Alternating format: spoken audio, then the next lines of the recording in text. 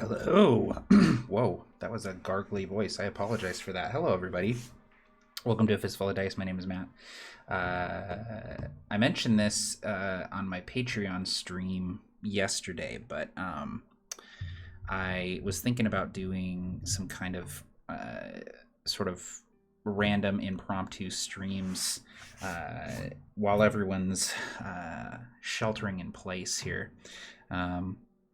I have recently got back into Gunpla, which is plastic Gundam models. You can see I've already built Zaku here, which is a classic bad guy. I haven't done any touch-ups on him, really. Just snapped him together and did a little just like maintenance on him, getting the nubs off and stuff, doing a little sanding and filing.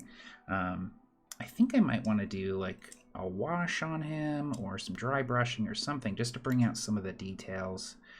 You can see I tried to do a little bit of panel lining on him. It's probably not going to focus, but I tried to do a little bit of panel lining and it didn't shape up. Panel lining is when you basically use like an acrylic marker and you fill in the lines between the panels and stuff, and it kind of brings out the definition. It makes them look a little bit higher quality, makes it look like there's more pieces on the model than there actually are. But it did not go well for me, so I'm gonna have to get back into painting. It's been a long time since I've done any painting on any Gundam models. So I used to build a lot of Gundam models when I was a teenager, when I was first getting into Gundam and mecha in general, because it was really the only way to get any sort of like Gundam action figures. There weren't really Gundam action figures, but there were the models, and you could build the models, and then they worked pretty well as action figures too, because it came with a ton of accessories, and they, generally held up to some abuse. So anyway, so yeah, built that guy over the last couple days. He turned out really cool. I've got his weapons and stuff put together too, but so I've got two possibilities to work on tonight. One of them is the Leo from Gundam Wing, which is one of my favorite like grunt mobile suits, just like frontline sort of bad guy, very similar to the Zaku actually. So that's a possibility. And then I've also got from 08th MS team, I've got the GM ground type, which is another one of my favorites. I'm a big fan of like the main Gundams are cool, but I tend to find myself drawn more towards like the frontline like grunt type mecha. So I mean, obviously I really like Zaku's. The Leo is one of my favorites, and I love stuff like this, the ground type. So I'm leaning a little bit towards this one just because I just finished the Zaku, and I feel like the Leo is going to be a similar kit to the Zaku, so I'm leaning towards this one. I think that's where we'll get started. So so I'm just gonna kind of work on this, and you guys can hang out and chill, and we can talk about RPGs, we can talk about mecha stuff, we can talk about whatever you want.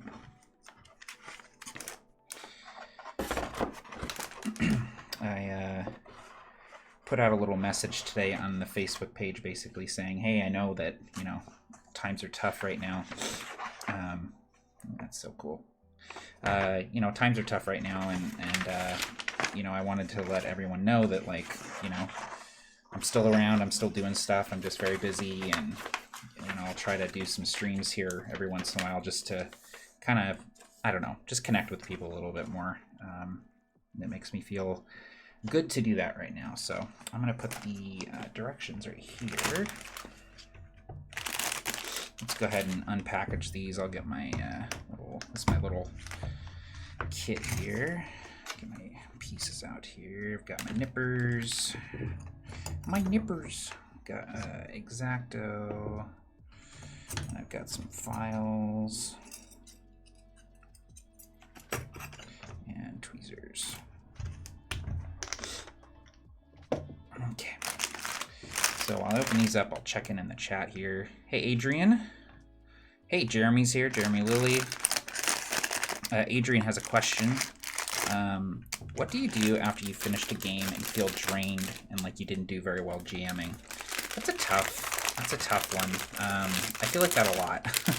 I feel like that. I feel like that probably more often than not. I think it's a natural sort of thing to feel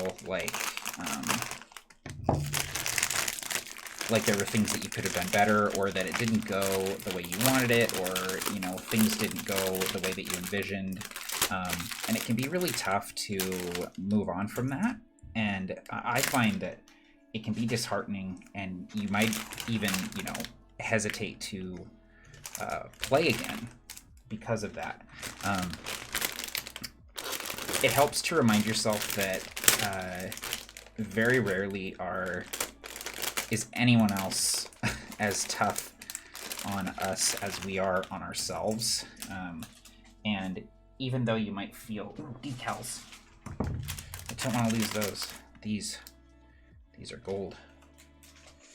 Oh, that's cool. Look at they just sent a bunch. I can put any number on them. That's really cool. I love being able to customize, so we'll definitely set that. I'm actually going to put those in my little case here so I don't lose them.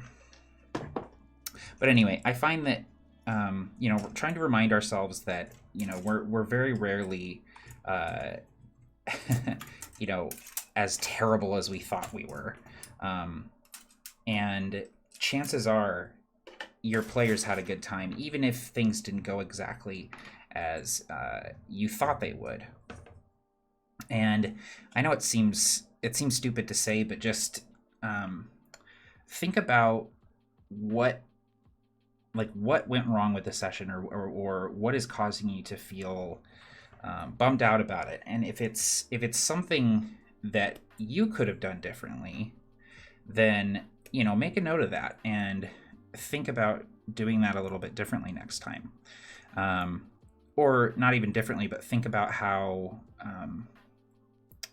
you can maybe just recontextualize that thing. So if a combat didn't go well, or if a combat didn't go the way that you wanted it to, or if it wasn't as challenging, don't take that as necessarily a bad thing. Think about, well, if I want my combats to feel more challenging, how can I do that and still make them fun for the players and fun for me too? So take it as an opportunity to grow, to learn, and just do better next time. There's always going to be something that you're not happy with in a game, whether it be how you ran the game, how the players reacted to things, how the game transpired.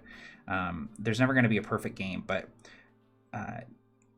just remember that the next game might be the one that when you end the session, you're feeling really good about it. So just keep on keeping on. Everyone's really hard on themselves. The fact that you're hard on yourself, and the fact that you think about those things after the session, means that you really care, and that's the sign of a good game master. So take that as you will. So we're building the GM ground type here. So we need 2 of these PC2s here. Actually, Jeremy, if you're still in the chat, I had a painting question that I was gonna put out to the crafters in the community. I tried to do an acrylic wash on this guy, and the plastic that he's made out of is incredibly hydrophobic. The wash just kind of ran off of him, and it didn't collect in any of the crevices like a wash normally does. I'm so used to, I think, pre-primed D&D miniatures, and so when I tried to do an acrylic wash on this guy, just the type of plastic, it just didn't work. So I'm wondering if a wash is even possible, or if I need to prime something like this before I can do anything like a wash. I'd love to be able to use the existing colors of the plastic and then do a wash over it just to bring out some of that detail. But I'm wondering, maybe, I only have experience with acrylic paint, so maybe a different kind of paint, like an oil-based paint or something, rather than like a water-based, or using a thinner rather than water to thin out the wash, something like that. I don't know. Anyway, if you have any recommendations, I'm open to them. So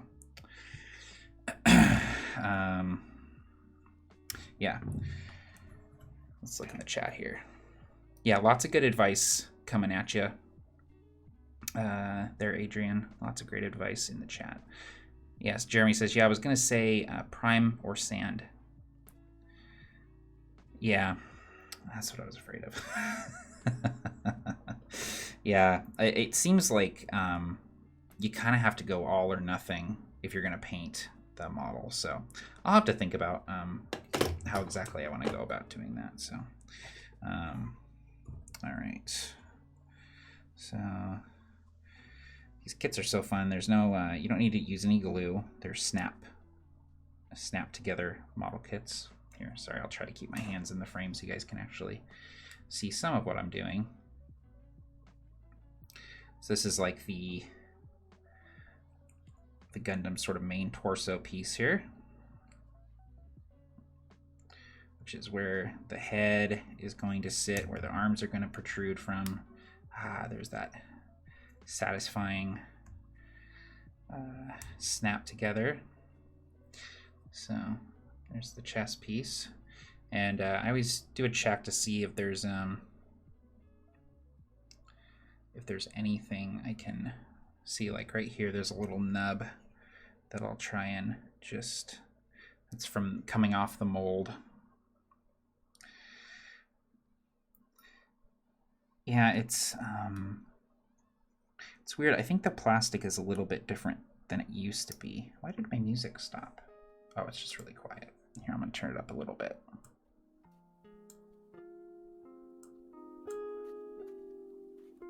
You let me know if the music is ever too loud.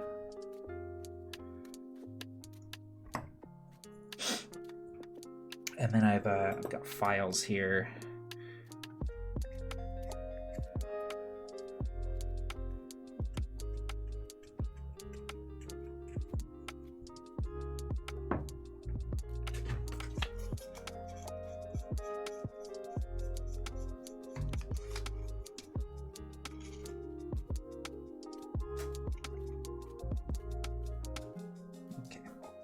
Pretty good. I like to take my time with the model kits for the most part. I find that if I rush through them, I don't get as much enjoyment out of them.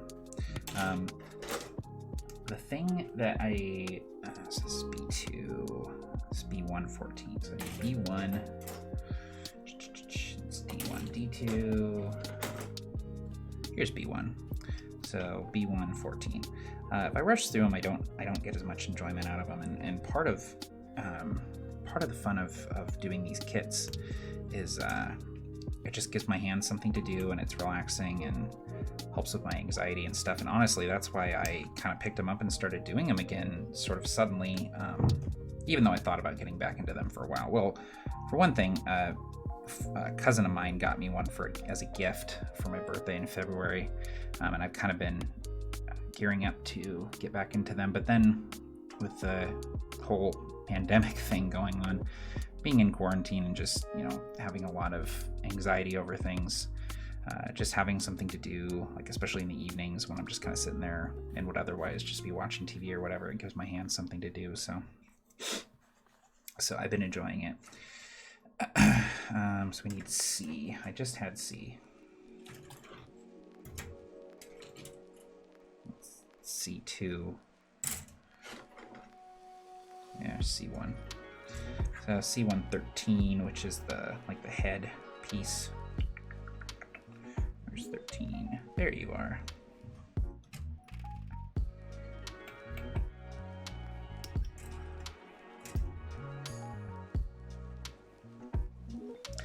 And it doesn't require a ton of thought. I mean, you have to, obviously pay attention because you're, building a kit and working with like blades and stuff. Yeah. Oh, you know what, Jeremy? That's a great point. He said, molded pieces sometimes have mold release agents on them. You should wash them with soap and warm water before painting. I know that, and I hadn't even considered that. That's why you wash game science dice before you ink the numbers. I didn't even think about that. I don't know why, but that's a great point. I bet that's what's going on. You know, the plastic is smooth, but I can't imagine it being that hydrophobic. It was really like I was putting the wash on there and it was just nothing was sticking. So I bet that's I'll give Zaku can take a bath tomorrow and we'll maybe give it another shot. So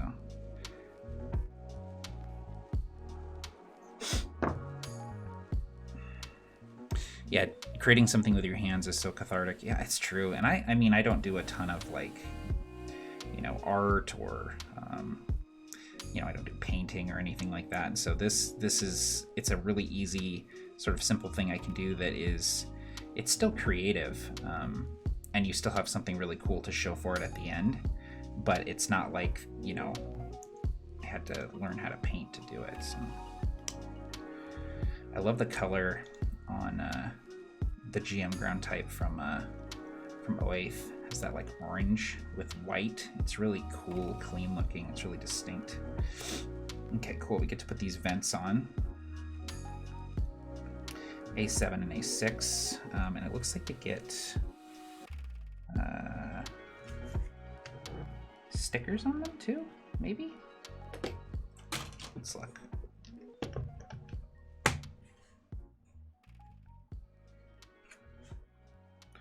This is 3 and 4. 3 and 4. Oh, yeah, these stickers here, these guys. Yeah, we might do that. We'll see. Decals are not my forte. Okay, so A7 and A6 we need here.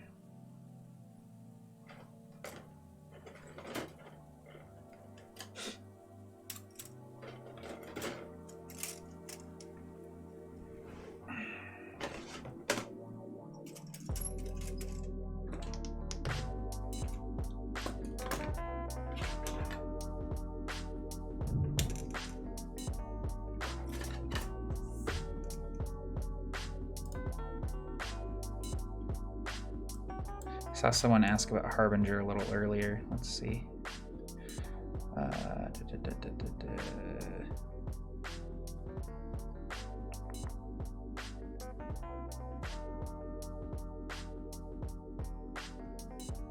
Hey Matt, tell us about your progress on Harbinger. Oh, that's Meme Lord. Yeah, so I actually did a Patreon stream on new Harbinger stuff yesterday, and I'm going to be doing that every Wednesday for Patreon. And yeah, it's coming along really well. I'm really happy with where Harbinger is at right now and where it's going. We're going to see a new playtest here very soon. All the classes are completely reworked, and you can go up to level 20 now instead of up to, what was it, 5 before or something like that. Yeah, you can go all the way up to level 20 now, and the progression system is totally non-linear. You can kind of pick and choose talents for your class when you want, in whatever order you want, so that's pretty cool.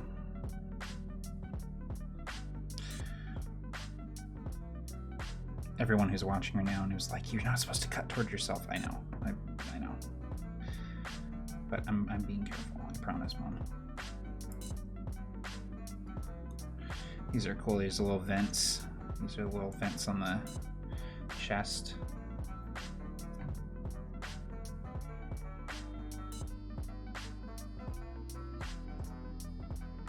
See, it's already starting to look like a Gundam. Alright, we're doing the lower part of the torso now. So I need A11 and A10, which are right here.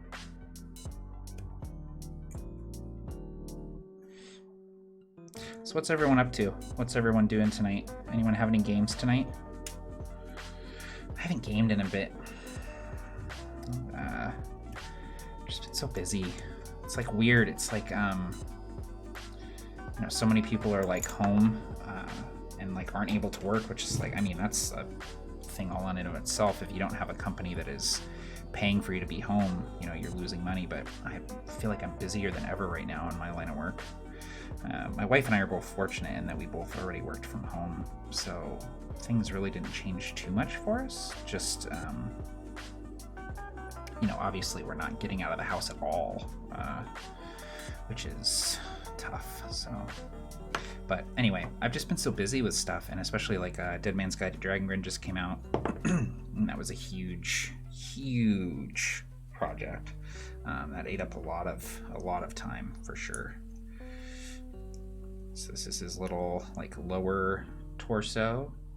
You'd see it's actually got a little bit of articulation, sort of like in the like abdominal muscles, for lack of a better phrase. There we go. Okay. So we need C1, 16, and PC4. C1. C1, 16. I see 15. I don't see 16. There it is, right here. That to me is the most satisfying part, using those little nippers to cut the pieces off the runners. Okay, so and then so C1 and then PC14, which the PCs are always on these little soft plastic gray runners. I need PC4, which is right here.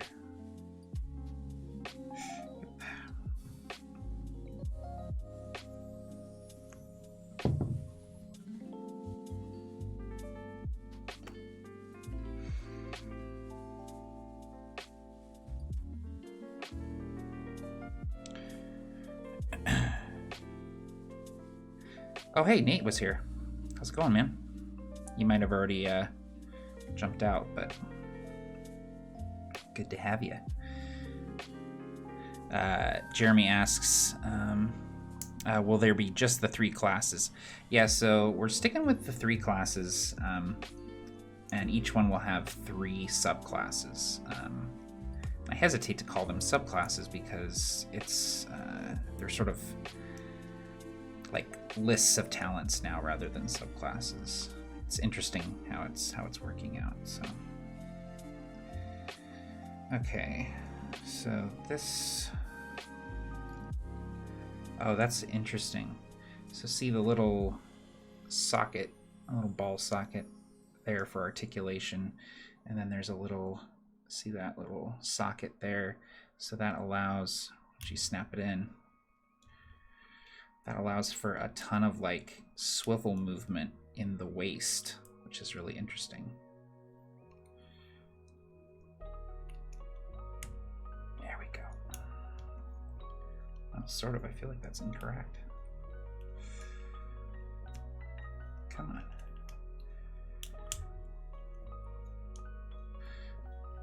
Here, let's take that out.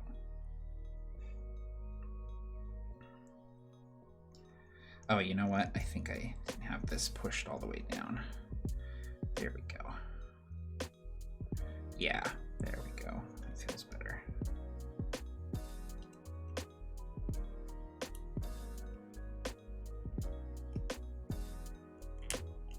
There. That's more like it.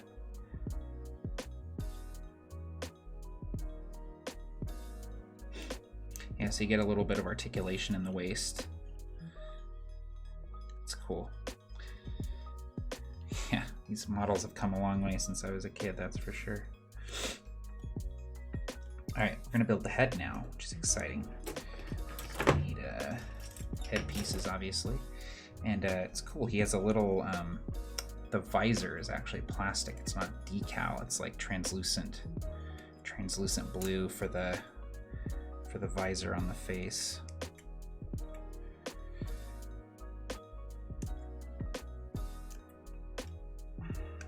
Oops.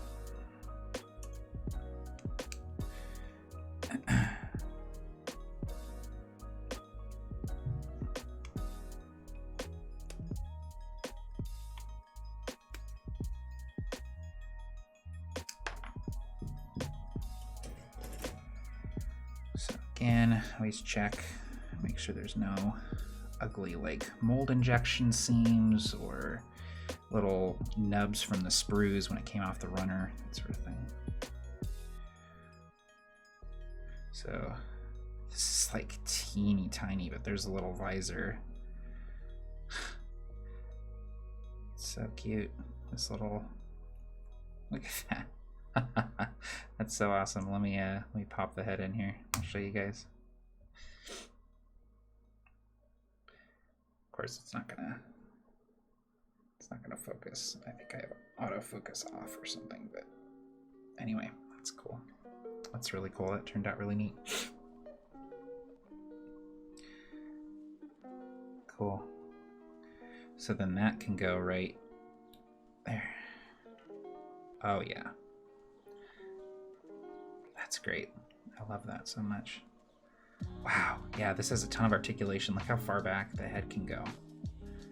Because there's 2 points of articulation in the neck. There's the head, which is on a ball socket, and then the actual the ball socket itself is like articulated too, so that's really cool. Yeah. Hey, see you, Jeremy. Have a good one, man. Have a good Friday. All right, we're gonna build the arms next. I need B122 and B121.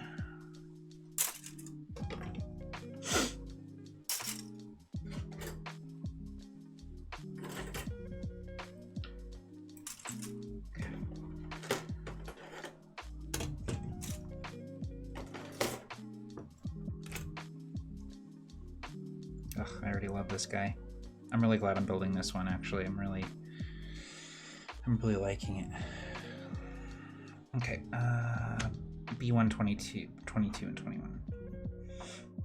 Here they are here. Looks like I think these are shoulder pieces, looks like.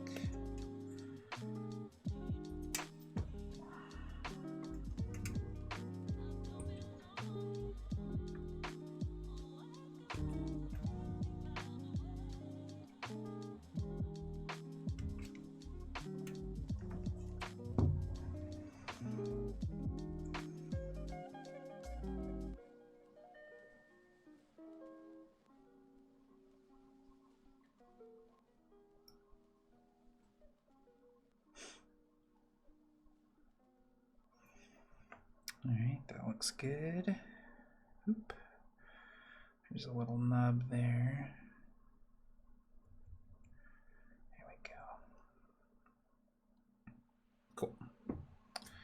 All right, so I need those 2 pieces and then PC3, which is these little guys here.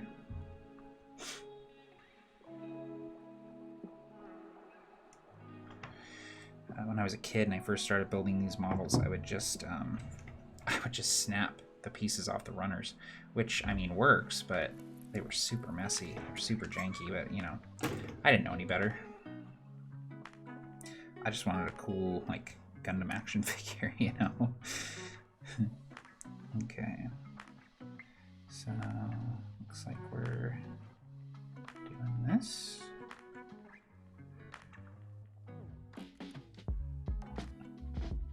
Maybe? That has to be the only way, right? Yeah. Well, I don't want to force it here, but okay. PC3, right? Oh, you know what? Dang, I grabbed the wrong. That's a PC6. So I just grabbed the wrong little connector there. That's okay. Later on, when I'm looking for another PC6, I'll remember. I'll remember where that is. There. Yeah, I was gonna say there's no way that's fitting in there. That's the other thing with these models, man, is it's difficult to mess it up because if it's not meant to fit together, it won't fit together. It's kind of like IKEA furniture in that way. All right, so that's one of the shoulders there. Now we're going to go ahead and build an arm. So we need C1.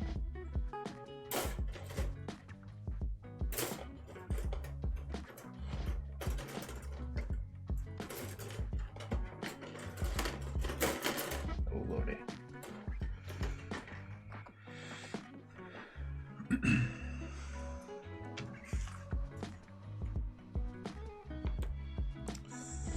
C133, C122, and C131.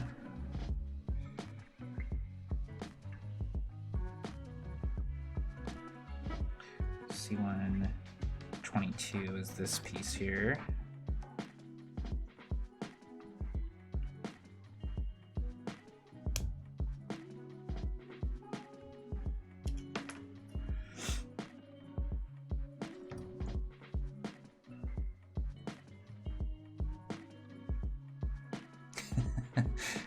Ampersand man, if you PC6 when you're supposed to PC3, you're gonna have a bad time. It's very true.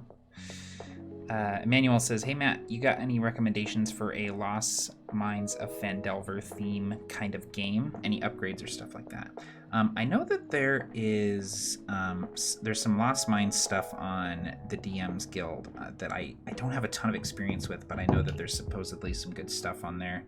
I will say that the I think it's called Ice Spire Peak.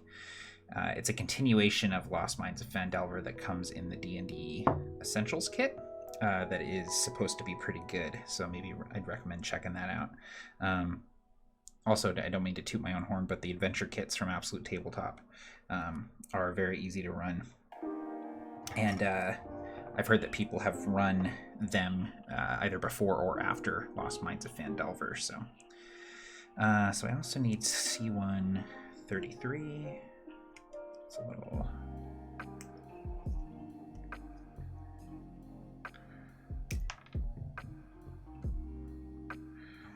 So this must be, I think this might be an elbow joint. And then C131, which is this guy here.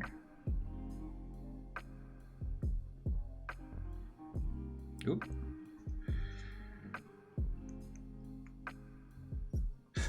IKEA, if you hear a snap, you're either doing it very right or very wrong. There is no middle ground. Yes, that is very true. Pretty good with IKEA stuff, but I have I built enough of it the last few years to last me a lifetime, that's for sure. Most of our furniture is IKEA furniture. My daughter's whole bedroom is IKEA. Her bookshelf, her crib, her changing table, her rocking chair, it's all IKEA. We went to, about 2 or 3 months before she was born, we went to IKEA and spent way too much money and just furnished her whole nursery. Nice thing about it is it's all modular, so it all converts. Like her what am I trying to say? Her changing table converts into like a little art desk, so that'll be really nice when she's a little older. There we go. Yeah, this is definitely the elbow joint here. You see it's got articulation. It's kind of like the inner frame of the elbow joint. So we've got another square piece that goes on there, C132, which is this guy right here.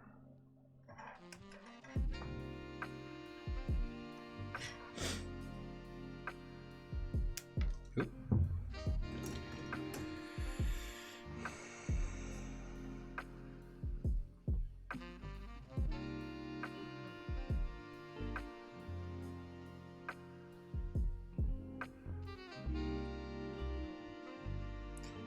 See, this is nice. This is a nice way to spend an evening for sure. Just listening to some chill hop, building the Gundam. Nothing wrong with it. Cool. Yeah, that's great. This is a cool kit, man. This is a lot of fun. Okay, so put the other piece on there. Now we've got the arm pieces, like the forearm pieces, which is B11 and B12. I see them. They are here.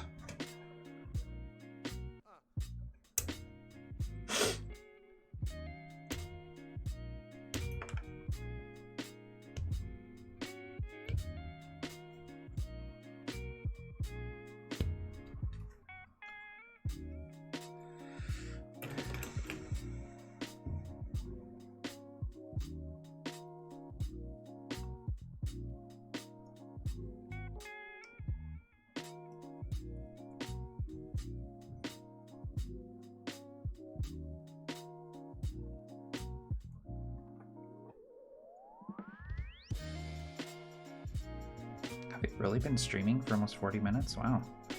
I guess I have just been kind of zoning out, which is good. That's kind of the idea, right? Okay, so the forearm pieces go towards the end of the ball here. Looks like there should be... Actually not sure. Oh, you know what? It's because I'm looking at it the wrong direction. So it should be... Oh wait, hang on. Let me make sure I'm not an idiot. I am actually an idiot. It's been proven time and time again. Not really. Well, sort of. There we go. Oh yeah. See, there we go. So there's a little arm. So that's the forearm piece. The hand will come out of there. Hey Daniel Castro's here. Hey, what's up, y'all? Didn't mean to come out of nowhere. I heard about additional content for Fandelver about some of the rolled and told one-shots. Oh, I'm not familiar with those rolled and told one-shots. I'll definitely have to check those out. I am, yeah, not familiar with those.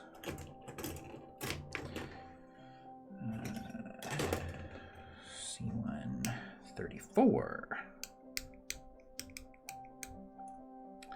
And, yeah, good suggestion, Daniel. You're not coming out of nowhere, not at all, man. Appreciate it.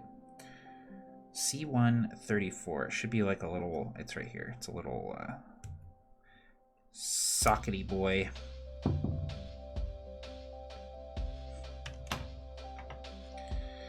And that goes in here.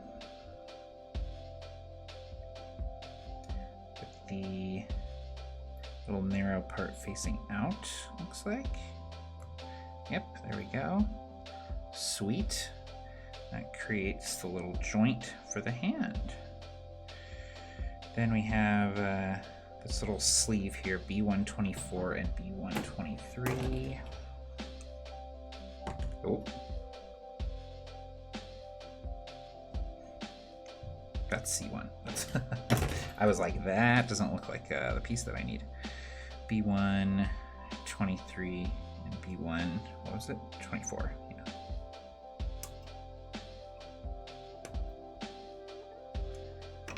Oop, that piece went shooting off into space.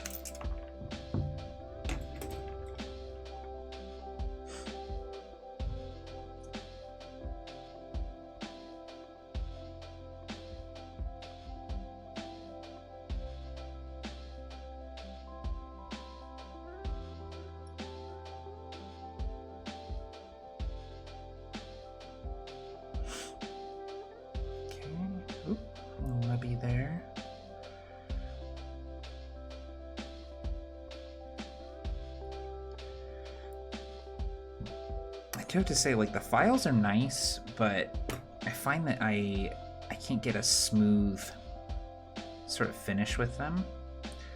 You know, it helps going over it with the sandpaper that I have here, but I always file a little bit too much, I feel. It requires a careful hand, which I apparently do not have. So.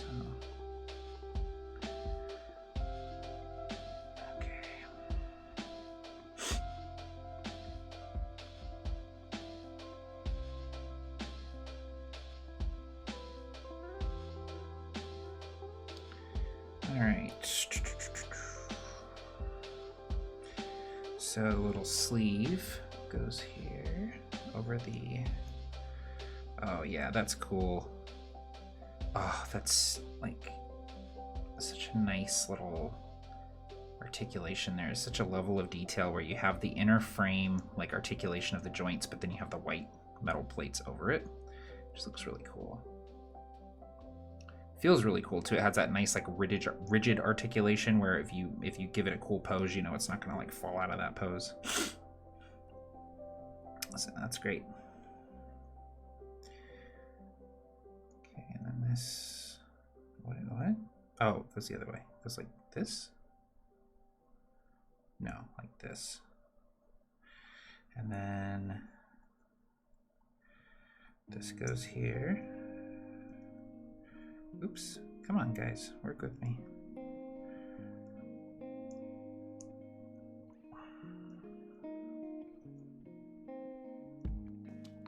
There we go. There. Nice. Oops. That's a shoulder. And that's an arm. Hey, Jonathan Miles. How's it going, man? How you doing? Manuel says, the one thing that has me nervous is the big bad, and I want to kind of give the party a moment with the green dragon, or some dragon. Jonathan, I'm building the GM ground type. It's the high grade from 08th MS team. So I've got the torso there, and I actually just finished one of the arms. Look at that. Oh yeah. Looking real cool.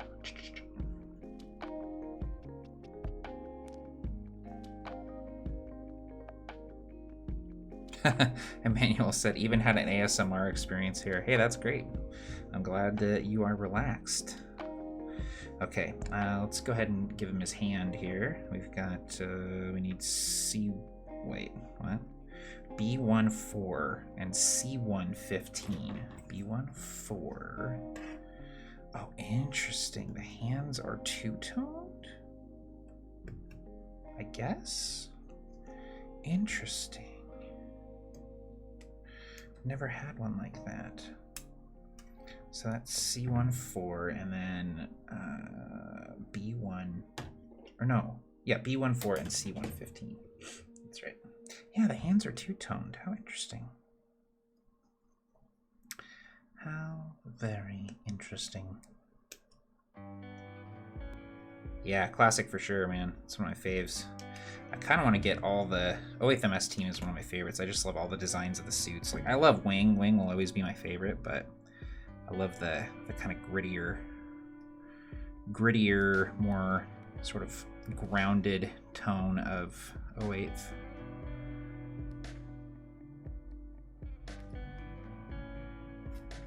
And they're definitely my favorite Gundam designs from the Universal Century. Like the Easy 8 is so cool. Yeah, the hands are two-toned. How interesting. It looks like they have like gauntlets on them. Man, this is a sick build, especially for a high grade. There's a lot of little cool details, like the hand having the white plate on it gives it this look like it has a gauntlet. It's just a really cool. Yeah, that's really neat.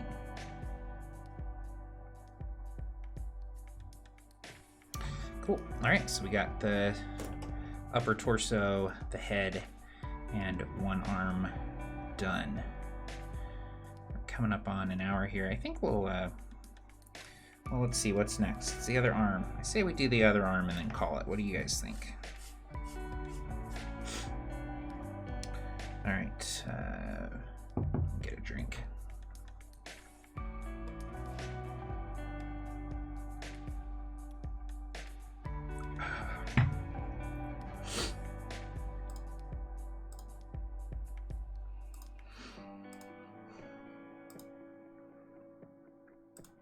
All right. So we need shoulders again. Where are my shoulders at? Seriously, am I crazy? Where are my shoulders? B221, B222. Wait. No, I already got those. What? Oh, this is B1. That's why. Jesus. B2 is elsewhere. This is B2 right here. This guy right here. Here they are.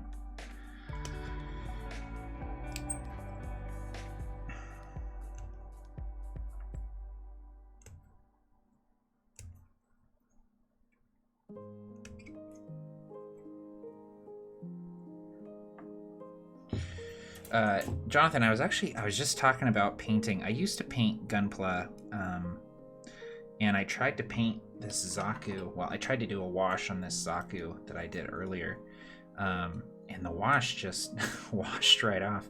So Jeremy Lilly mentioned that there's probably the release agent from the plastic molding is probably still on there, and it won't take the paint. It's like incredibly hydrophobic.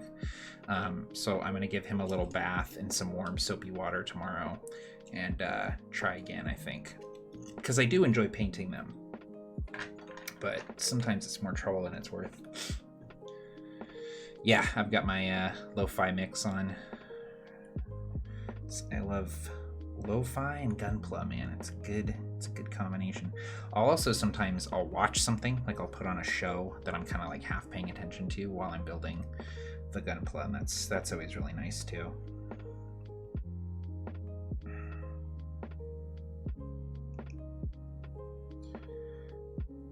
Like last night my wife and I watched like 4 episodes of Drag Race while I was doing Gunpla. That was really nice.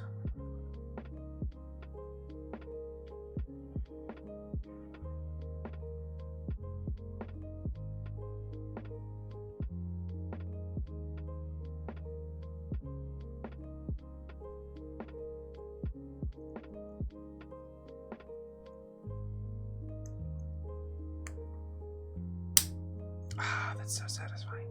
That snap. When you hear the snap, you've got a possum to bury. If someone can tell me what that's from, you win the channel. I'll sign over the channel in your name. You get my lands and titles and all associated assets.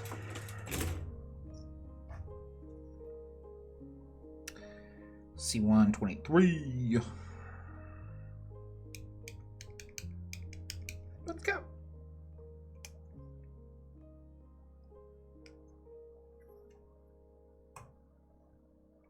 Oh, dude, Jonathan, you have a Barbados from Iron Blood. Oh, that Gundam is so cool. It's so different. It has like a way different design than any other Gundam, I feel like. Just the way that its hands and feet is like so different, and just the silhouette of it is so unique and cool. I feel like it was like, I don't know, like it almost feels like a Gundam fan design, but it's in a show. You know what I mean? Like it's so neat, and I love the weapons too. Yeah.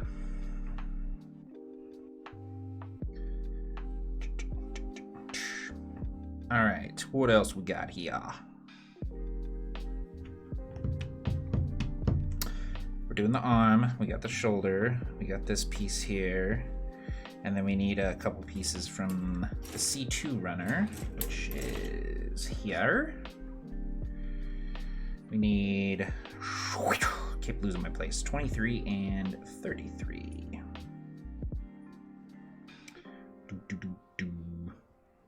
Oh, this is like, this is C2 continued.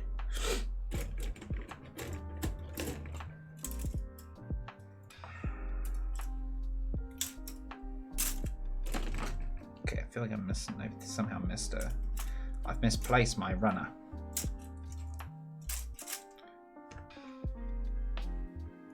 C2,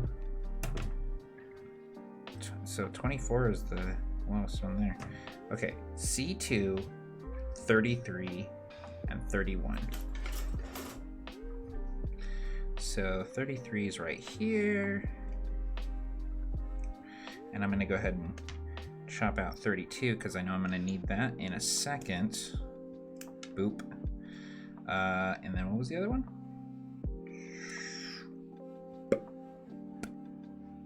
31, which is this guy right here.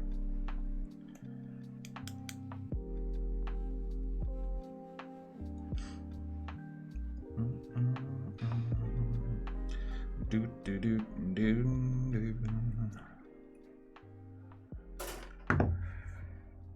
All right, so got this piece here. our good friend, the elbow joint. This goes here. This goes here. I really like the, I want to talk about this a lot, but the inner frame, that's not something you see a lot with high grade, because they're like the lower end sort of Gunpla.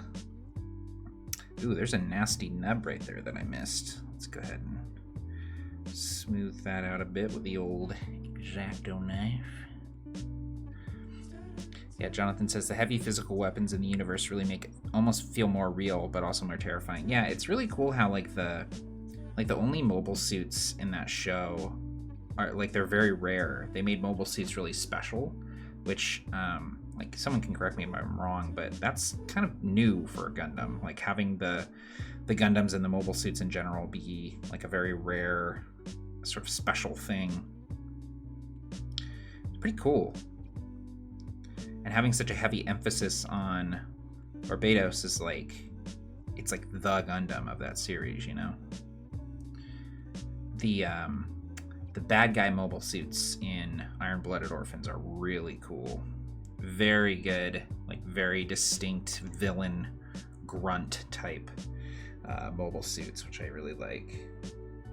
I talked a little bit earlier about how my favorite mobile suits are like the frontline, like grunt troop mobile suits. I've always just been drawn to that more kind of like, I don't know, just like militarized looking mech. I think it's the mech warrior fan in me.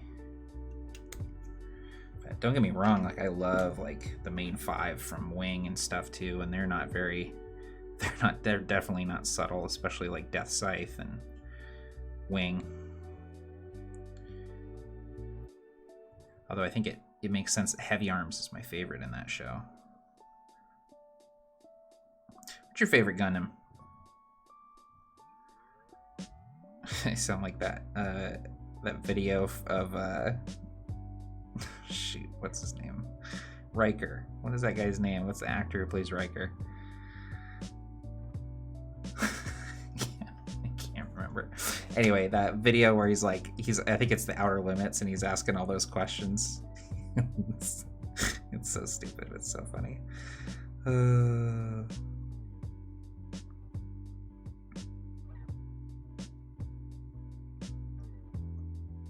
Yeah, they were like the Gundams were rare in Wing, but there were still a ton of mobile suits. I mean, like in Iron-Blooded Orphans, like they literally have one Gundam, and it's like this legendary thing. And then like even mobile, just like stock mobile suits are like rare, because you know, at the beginning, all the dudes have like the tanks and stuff, right? Like it's, yeah. Anyway, it's cool. I like it. Hey, James Grimbeard. Hey, I know you. How you doing, man? Good to see you here. 08th MS Team. I love the way 08th MS Team made them seem like military equipment. Yes. That's what this guy's from. I love 08th MS Team. Definitely my second favorite Gundam property, and my favorite of the Universal Century Time. Like Jonathan Frakes, thank you. Anyway, that video of him from Outer Limits asking all those questions is so funny. He's like, have you ever eaten all you could at a buffet? All right, so we got the forearm. We're gonna do the little socket bit here. That's on C2.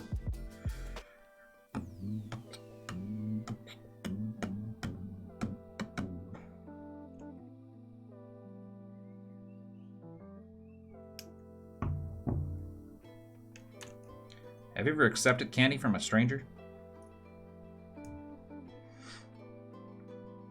Okay, and we need B223 and B224.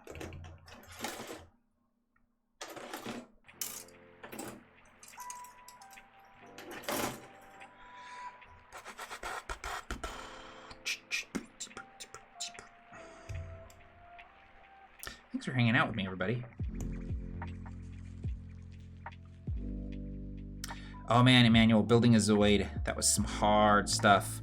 Had to do it without instructions because I lost them when I was like 12. Oh man, I can't imagine doing it without instructions. Zoids was cool, dude. I had a rumor that they're bringing Zoids back.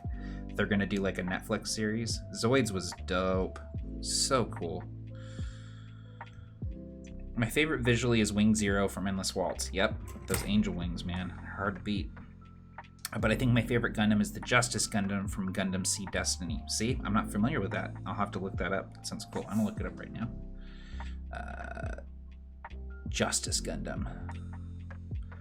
Yeah, original Gundam, RX-78. It's a classic. You can't really beat it. The RX-78 2 is like pinnacle of classic. Justice Gundam from Gundam Seed Destiny.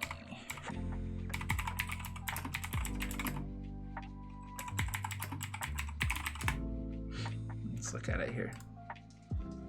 Oh, that's cool. Whoa, does it have a double-bladed beam saber? Shit, sign me up. That's cool as hell. That's very Wing Zero, like the wings and the rifle. Yeah, that's dope. The shield's really cool too. That's a neat one. I'll have to check that out.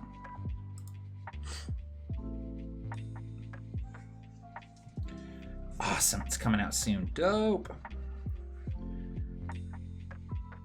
Oh, 40K is great though. I love 40K. I feel like I'm almost gonna get into Kill Team, because Kill Team is like, you don't need as many miniatures and it's a little bit simpler in the rules and stuff, but so I feel like it's like not as much of an investment, but man, 40K is so dope. Hey, what's kicking, Creative Storm? I'm new to Gundam and the mech genre, but I've always been fascinated from a distance. Pacific Rim and Power Rangers is what really got me into giant robots fighting. Oh, hey, Jackson. How's it going, man? Oh, damn. The wings are like a board it flies on. Listen. That sounds like a Gundam I would have wrote when I was like 13. And I mean that positively. That sounds amazing. I'll definitely have to check that out.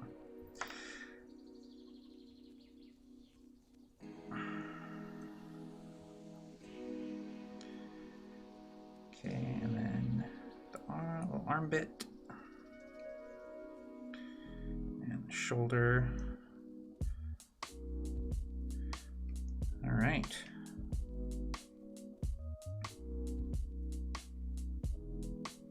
Yeah, 40K is like a huge investment in terms of, I mean, not just money. I mean, it's possible to do 40K without spending a ton of money. But it's the time, man. The time investment, putting those little guys together and painting them. But man, it's so cool, especially if you know, custom paint. Like, you feel proud fueling those guys. All right, to make the hand, we need C114 and B13. B13.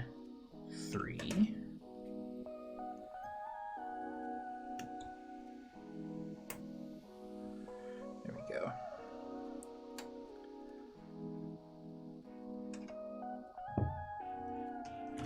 I've definitely chatted with Evelyn and Dill about a mecha hack in 40K with Titans, possible AtCon one-shot perhaps.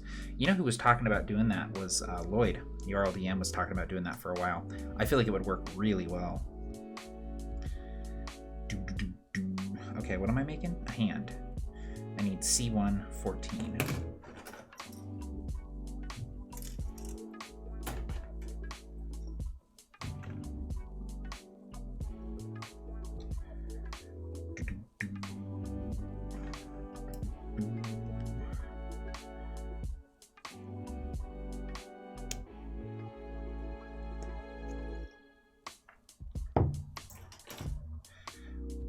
Yeah, I feel like the time with 40K is like, it's either like a deal breaker or like the draw.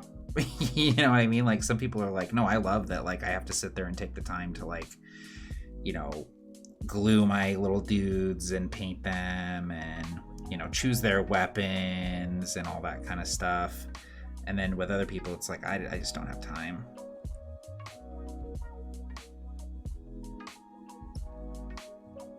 I definitely would not get into 40K right now since my daughter's so little, but she's a little older. I could see myself getting into it. I could see getting her into it. I feel like she's going to be super into stuff like that. Yeah, if Lloyd ran it, it would be absolutely brutal. Yeah. Well, like all things Lloyd does. All right. There we go.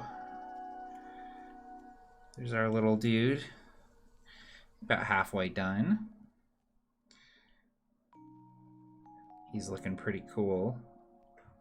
See if I can get a halfway decent. Come on, focus up on this guy. Do it. It's not gonna do it, but he looks really cool. Yeah, the articulation in this is really great for a high grade. Feels like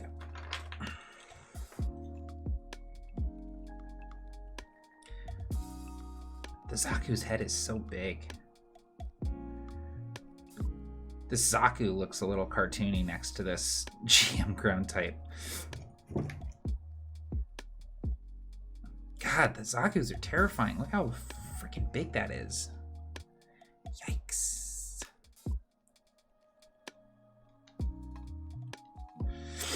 All right. I love my models, but there's a balance for the game. So tough. If you do, I would watch all that content. Oh, cool. Good to know. Good to know. New Zoids is coming out this month. Holy shit. Man, that's awesome. I'm excited about that. For a newbie here, there's like a million Gundam series and OVAs. What's a series that would be best for a newbie to watch that best introduces the world? So the thing with Gundam is that there are different like timelines. So even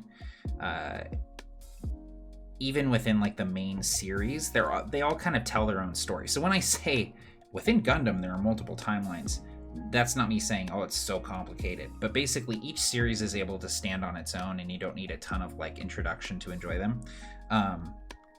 My two favorites are it's Gundam Wing and 08th MS Team. Gundam Wing is what most people started with, like when Gundam was first getting popular over here in the late 90s. So like Gundam Wing it's very 90s anime.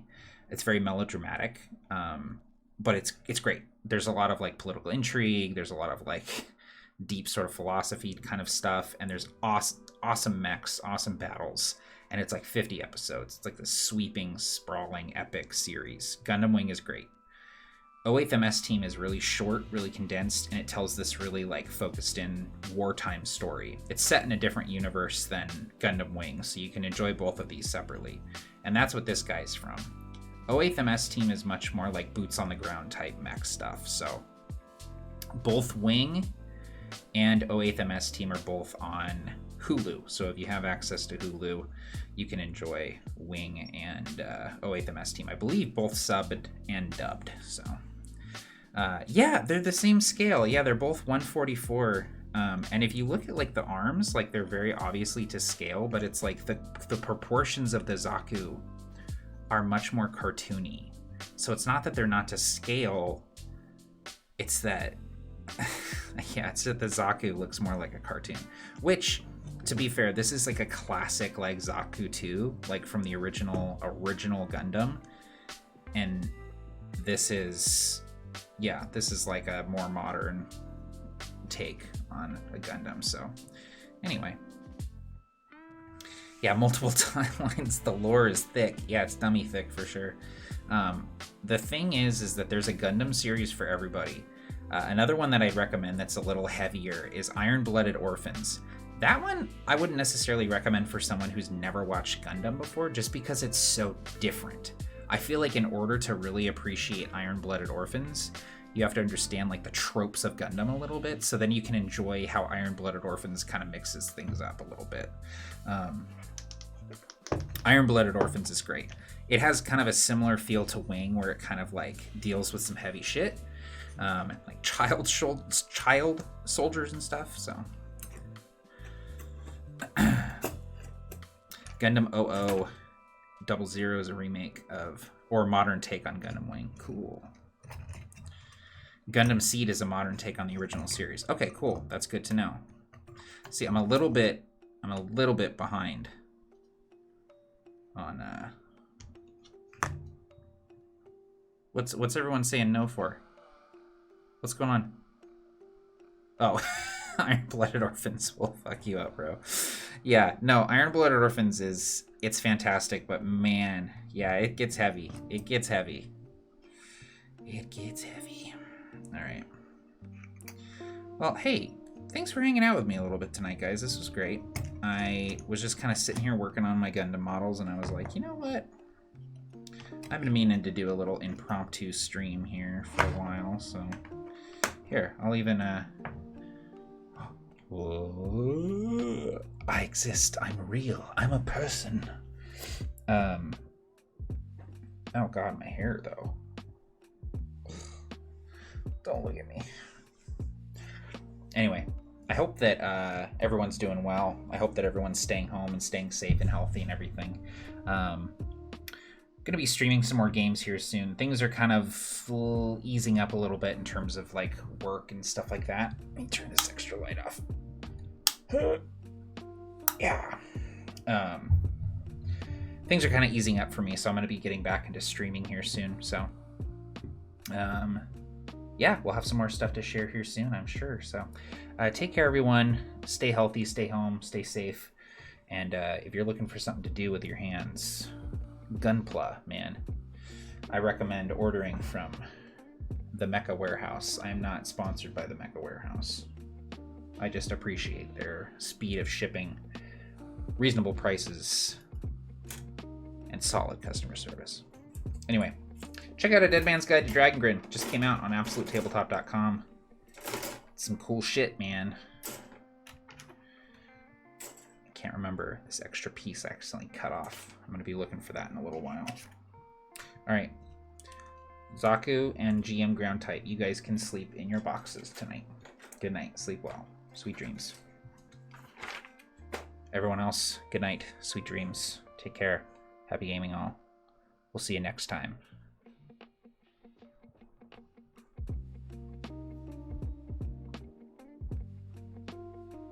This is taking way too long.